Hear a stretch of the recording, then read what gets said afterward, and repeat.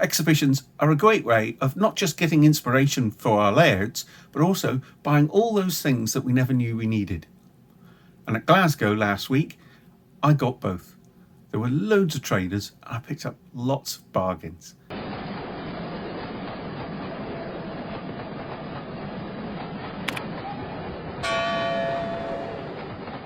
So in this video, I'm going to share with you things that I bought and tell you my plans for using them over the next few weeks.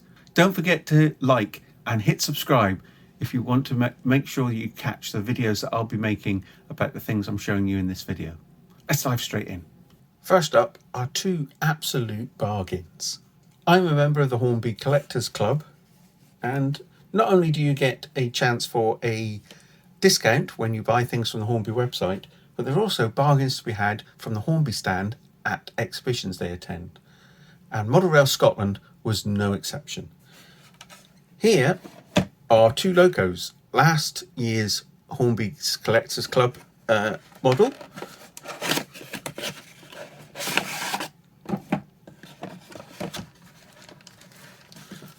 Special one celebrating 70 years of Triang Railways and 50 years of Hornby Railways.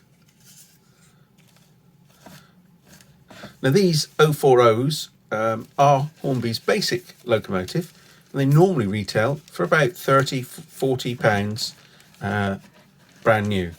I was able to get these from the Hornby stand at Model Rail Scotland in Glasgow for just £10 each. And here is the 2023 one.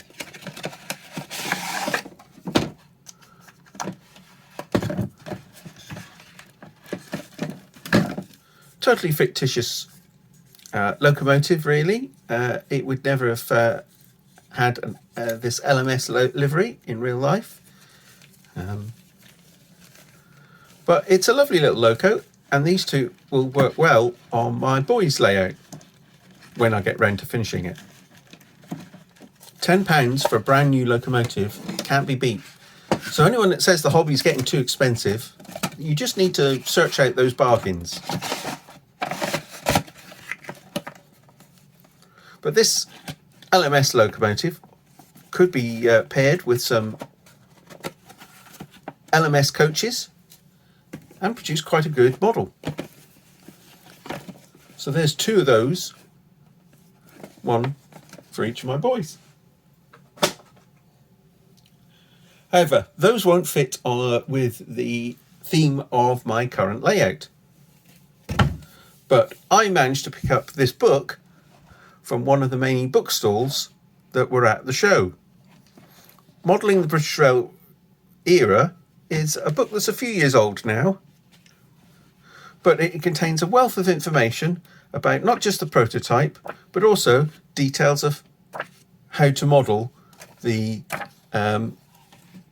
BR era, roughly between 1965 and 1985.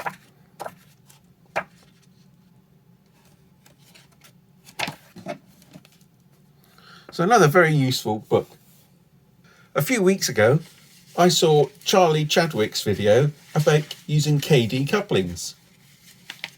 I've been thinking about using them for my new layout.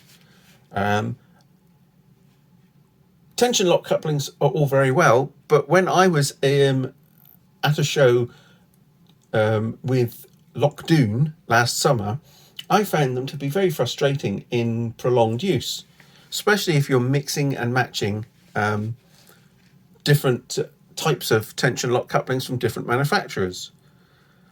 I've always wanted a way of uncoupling things remotely.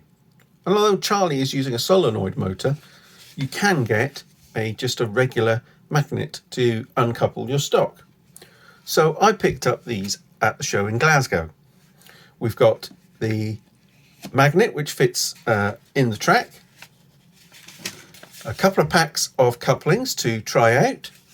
The number refers to the different lengths of the shank, so I will be able to play around with those and see which ones work best. And as recommended, the multi-purpose height gauge to make sure that all the couplings are at the same height. Stay tuned, because I'll be doing a video showing you my experiences in using these with modern stock. Now, I'm sure many of you will probably have one of these types of old Hornby van knocking about. This is a van that was first produced by Hornby back in the early 70s, and is actually based on a real prototype from made by the Hull and Barnsley Railway Company. The body is actually a pretty good representation of the wagon, and it's been produced with a great many different liveries. This particular one is a Kit Kat livery, but there's also been prime pork, fine fish, bird's eye fish fingers, Weetabix, and several others. This particular vehicle has got some damage to the chassis. You see one coupling's missing, coupling hook's missing there. But it's really the chassis that lets down the quality of this wagon. As I said, the body itself is quite finely detailed, albeit with the fictitious livery. So how about we give this wagon a more realistic chassis? Well, at Modrail Scotland, I was able to pick up from one of the stands a kit for a wooden underframe for a wagon which would be suitable.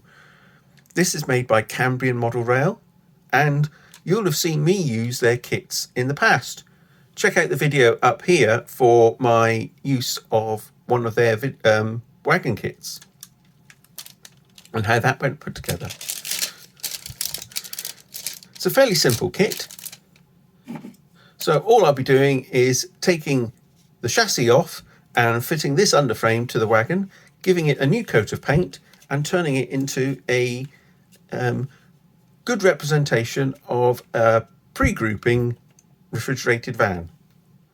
If you've got one of these vans knocking about, then that's something that you could do too. This kit only costs a few pounds, and you can turn an old Hornby van from a toy into a scale model. Now, at the show, I got a couple of bargains in terms of rolling stock. These were second hand.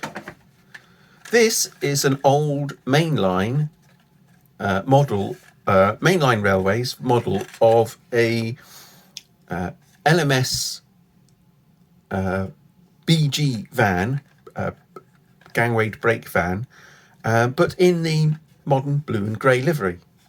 There were quite a few of these older grouping coaches and rolling stock which did get into blue and grey livery, although they didn't last too long after that. And I thought it was a very interesting alternative to having a Mark I version, a BR built Mark I version. Having said that, I also got this Bachmann GUV, Mark I GUV in all blue express parcels livery. These were unboxed, so they were good bargains. I think the mainline LMS vehicle was only £20.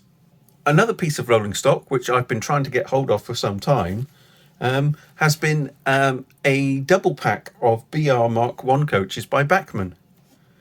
These were weathered and in the blue and grey ScotRail livery. And as luck would have it, I've managed to get hold of some for the bargain price of £70. It's a twin pack. It's a twin pack, and these are brand new.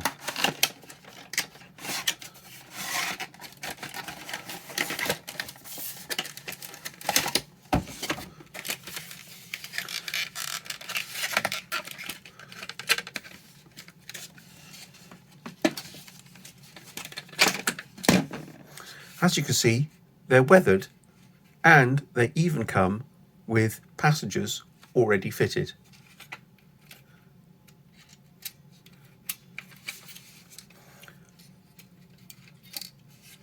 I think these will be ideal for my 1970s stroke 1980s layout set in Glasgow. It's not just rolling stock I've got for White Inch.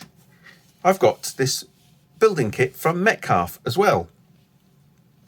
My plan is to have a tower block, a small tower block, representing some of the sort of high-rise buildings that were built in the 60s and 70s and seen all over the country. I thought it would be something interesting and different, and as Whiteinch is set in a sort of urban area, it's the sort of thing that would fit in well with that. I've used Metcalf kits before and they go together really well. This will maybe be one of the more complicated ones, but it looks as if it should be fine. In addition, I've got this super quick railway terminus building to build as the station building for Whiteinch. This is one of their more complicated kits, and I might be making some changes to it to try and fit it in with my particular scheme that I've got here. So, as you can see, there's plenty to do and plenty to look forward to. Let me know down in the comments what you think I should start work on first. If you want to make sure you don't miss out on seeing the builds for some of these projects in the future, hit the subscribe button on screen now. And don't forget to check out this video that YouTube reckons you'll like just as much. Thanks for watching and see you in the next one. Bye.